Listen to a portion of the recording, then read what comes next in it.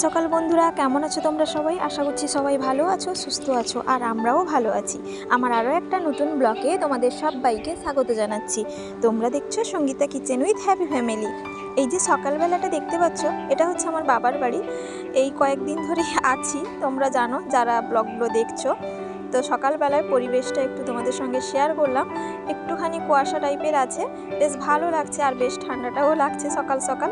আর ওই সামনের যে বাড়িটা দেখতে পাচ্ছ, ওইটা গম আর ধান ভাগার মেশিন আছে ওটা আমার ছোটদা চালায়। আর সকালে উঠে কিন্তু ব্রাশ করে নিয়েছি, আর বৌদি পিঠে চা বিস্কিট দিয়ে গেল। গতকাল রাত্রিতে যে পিঠে হয়েছিল সেই পিঠেগুলো কিছুটা বেশি ছিল, তো তার জন্য বৌদি দিয়ে গেল। সবার জন্য এখানে চা করে ফ্লাক্সে নিয়ে নিয়েছে, যেহেতু সবাই একসঙ্গে ওঠে না, কে আগে কে পরে এরকমই ওঠে, তো তার জন্য বৌদি ফ্লাক্সে করে দিয়েছে। যার যখন ইচ্ছে তখন কিন্তু চাটা গড়িয়ে খেয়ে নিতে পারবে। তো তার জন্য আমি চাটা খাবো এক্ষুনি, তো তার জন্য আমি চাটা গড়িয়ে নিলাম। আর তোমাদের দাদা ভাই তো লিকার চা ছাড়া খায় না, ও আগে লিকার চাটা খেয়ে নিয়েছে। এখন আমি চাটা খেয়ে নেব। আর এই যে চাটা খাওয়ার পরে আমি বেরিয়ে পড়লাম বাড়ি যাব বলে, কারণ আমি আর থাকবো না, কয়েকদিন ছিলাম। আর থাকা মানে তো জানো, যারা ব্লগগুলো দেখো তারা নিশ্চয়ই জানো, থাকা মানে আমার কিন্তু ভীষণই কষ্ট হয়, কারণ আমার ছেলেকে বাড়িতে রেখে আসতে হয়, আমি ডিউটিতে চলে যাই, আমার হাজব্যান্ডও অফিস চলে যায়, তো বাচ্চাকে নিয়ে একটু সমস্যা হয়। তো তার জন্য বললাম আর থাকবো না। তো যেহেতু কালকে বৃহস্পতিবার ছিল আর বাড়ি যাইনি, তো আজকে শুক্রবার, তো তার জন্য বাড়িতে চলে যাচ্ছি। দাদা বৌদি বলছিল থাকার জন্য, কিন্তু আমরা থাকবো না এই যে অসুবিধের জন্য। আর এই যে সবাইকে বাই বাই করে বাড়ি চলে যাচ্ছি। তোমরাও সঙ্গে চলো, সারাদিন কি করি তোমাদের সঙ্গে সব কিছুই শেয়ার করব। আর এই যে আমরা বাড়ির দিকে চলে এসেছি, আর ওই যে পাকার বাড়িটা দেখতে পাচ্ছ, ওটা হচ্ছে আমাদের বাড়ি। ওই বাড়ির সামনেই কিন্তু পুরো মাঠ, এবং পেছনের দিকেও পুরো মাঠ, আর এটা বাদাম চাষ হয়েছে। আর এই যে বাড়িতে পৌঁছে গেছি এখন, এরপর থেকেই বাড়িতে আবার কাজে লেগে পড়তে হবে। আর আজকে আমার বিকেলে ডিউটি, তো তার জন্য সকালেই কিন্তু বাড়িতে এসে চান করে প্রথমেই আমি পুজোটা সেরে নিলাম। আর পুজো শেষ না করে আমি কিন্তু কোনো কিছুই কাজ করতে পারি না, আর আমার ভালোও লাগে না। আগে প্রথমে আমি পুজোটা সেরে নিই। সকালে উঠে যদি পুজোটা আমি সেরে নিই, তাহলে মনে হয় আমার অনেকটা কাজ এগিয়ে গেল। তো তারপরে দেখো রান্নাঘরে চলে এসেছিলাম, কিছু মাছ ফ্রিজে ছিল, সেগুলো আমি বের করে নিয়েছি। এই মাছগুলো আজকে রান্না করব। আর আমার ছেলে তো চিংড়ি মাছটা খুব প্রিয়, তো তার জন্য বেশিরভাগ তোমাদের দাদাভাই ছোট ছোট চিংড়ি মাছগুলো নিয়ে আসে, কারণ বড় হলে ও চিবিয়ে খেতে পারে না, তো তার জন্য।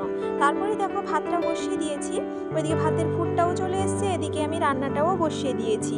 মাছগুলো প্রথমে ভেজে নিচ্ছি। তারপরে দেখো আমার ছেলের বায়না বাবার কাছে যাবে, মানে আমার হাজব্যান্ড কোচিংয়ে বাচ্চাদেরকে পড়াচ্ছে, তো তার জন্য বললো ওখানে যাবে। আর এসে দেখলাম যে তার বাবা কোথায় একটা গিয়েছিল, তো এখানেই আমি তাকে ছেড়ে দিয়ে গেলাম। ও বাইকে উঠে পড়লো। আর এখানে বেশিক্ষণ থাকবো না, কারণ ওখানে আবার রান্না বসিয়েছি, আর গ্যাসটা যদিও কমিয়ে দিয়ে এসেছি। আর এখানে দেখলাম বড়দি এখানে পালও ছাঁকছে, আর বড়দি কিন্তু অনেক পালও করে প্রতি বছরই, তো তার জন্য একটু তোমাদের সঙ্গে শেয়ার করে নিলাম। তারপরে দেখো রান্নাঘরে চলে এসেছিলাম, মাছগুলো প্রায় ভাজা হয়ে গেছে, এখন আমি তুলে নিচ্ছি। আর আজকে রান্না করব মাছের ঝোল। বাউল মাছ 2 পিস ছিল, আর ছোট ছোট চিংড়ি মাছ কয়েকটা ছিল ছেলের জন্য, তো সেইগুলো দিয়ে আজকে মাছের ঝোল করব। প্রথমেই মাছ আর আলুটা ভেজে নিলাম ভালো করে। আর মাছ আর আলুটা ভাজা হতে হতে আমি ওইদিকে আদা রসুন পেঁয়াজ টমেটো সব কিছুই মশলা করে নিয়েছি।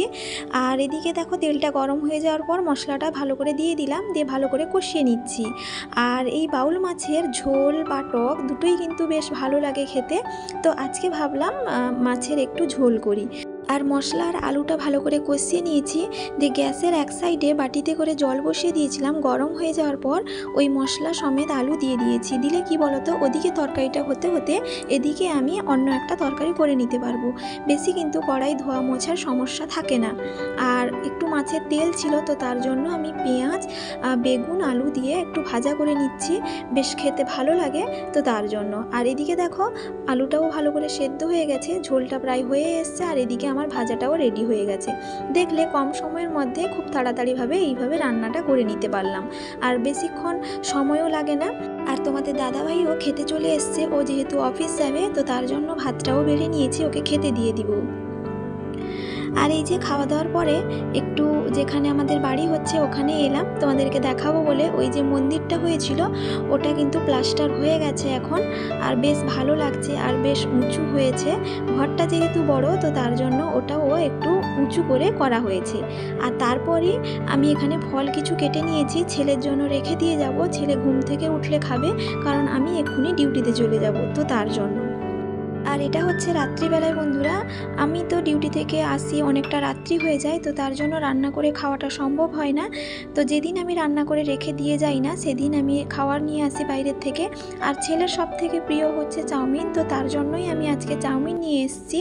আর এখানে কিন্তু দুটোই চিকেন চাউমিন আছে, আমার হাজব্যান্ডের জন্য একটা, আর একটা আমি আর আমার ছেলে খাবো, যেহেতু ছেলে বেশি খেতে পারে না তো তার জন্যই দুটো নিয়ে এসেছি।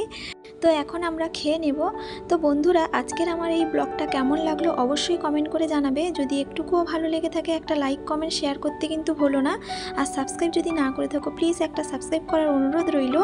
আর যারা অলরেডি সাবস্ক্রাইব করে দিয়েছো তাদেরকে অসংখ্য অসংখ্য ধন্যবাদ। সবাই ভালো থাকবে, সুস্থ থাকবে, আবারও দেখা হবে।